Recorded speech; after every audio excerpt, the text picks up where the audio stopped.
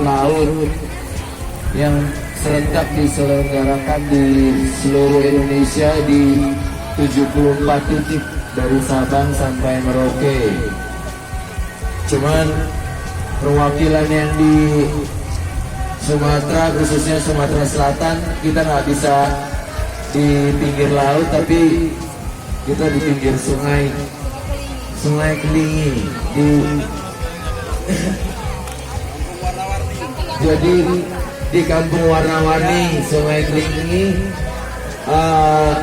Kebetulan selain lagi tur, lagi masuk ke kota Lubuk Linggau, jadi perwakilan dari Sumatera Selatan menghadap laut yang kedua tahun ini kita selenggarakan di pinggir Sungai Kelingi, kampung warna-warni, kelurahan Lubuk Linggau. Yeah. Jadi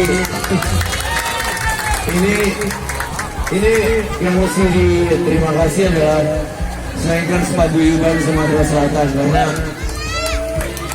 karena dalam waktu di bawah seminggu saya koordinasi sama Slankers Paguyuban Sumatera Selatan untuk koordinasi sama daerah di sungai, bataran sungai ini. Dan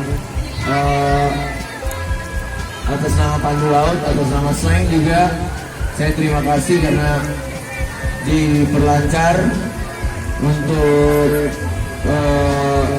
masyarakat di kampung warna-warni, khususnya di pinggir sungai Kelingi di Lubuk Linggau. Terima kasih. Mudah-mudahan gerakan ini bisa terulang walaupun tanpa ada acara menghadap laut atau apa. Jadi teman-teman di desa atau di kampung warna-warni ini bisa terus bersihin sungainya, karena saya dengar Sungai Kelingi ini benar-benar nyawanya orang-orang masyarakat di Lubuk Linggau. Jadi kalau Sungai Kelingi ini bersih, berarti Lubuk Linggau sumber airnya bagus.